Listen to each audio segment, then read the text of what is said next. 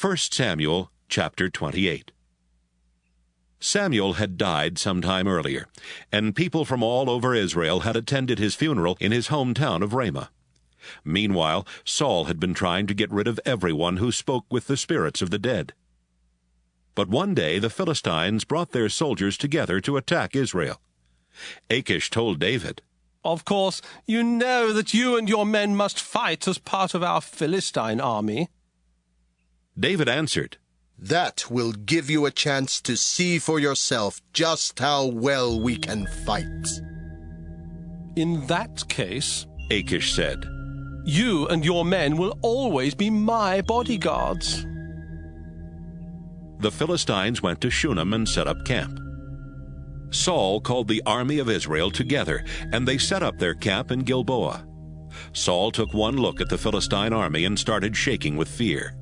So he asked the Lord what to do. But the Lord would not answer, either in a dream or by a priest or a prophet. Then Saul told his officers, "Find me a woman who can talk to the spirits of the dead. I'll go to her and find out what's going to happen." His servants told him, "There's a woman at Endor who can talk to spirits of the dead." That night, Saul put on different clothing so nobody would recognize him. Then he and 2 of his men went to the woman and asked, "Will you bring up the ghost of someone for us?" The woman said, Why are you trying to trick me and get me killed? You know King Saul has gotten rid of everyone who talks to the spirits of the dead." Saul replied, "I swear by the living Lord that nothing will happen to you because of this." Who do you want me to bring up? She asked. "Bring up the ghost of Samuel," He answered. When the woman saw Samuel, she screamed. Then she turned to Saul and said, You've tricked me! You're the king!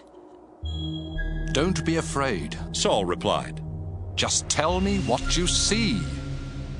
She answered, I see a spirit rising up out of the ground. "What does it look like?" It looks like an old man wearing a robe. Saul knew it was Samuel, so he bowed down low. "Why are you bothering me by bringing me up like this?" Samuel asked. "I'm terribly worried. Saul answered, The Philistines are about to attack me. God has turned his back on me and won't answer any more by prophets or by dreams. What should I do?" Samuel said, "If the Lord had turned away from you and is now your enemy, don't ask me what to do. I've already told you. The Lord has sworn to take the kingdom from you and give it to David, and that's just what he's doing. When the Lord was angry with the Amalekites, he told you to destroy them, but you didn't do it. That's why the Lord is doing this to you. Tomorrow the Lord will let the Philistines defeat Israel's army.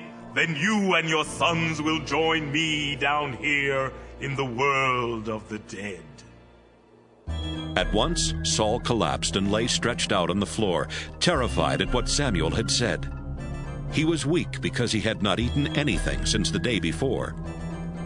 The woman came over to Saul, and when she saw that he was completely terrified, she said, Your Majesty, I listened to you and risked my life to do what you asked. Now, please, listen to me. Let me get you a little something to eat. It will give you strength for your walk back to camp. "No, I won't eat." But his officers and the woman kept on urging Saul until he finally agreed. He got up off the floor and sat on the bed. Right away the woman killed a calf that she had been fattening up. She cooked part of the meat and baked some thin bread.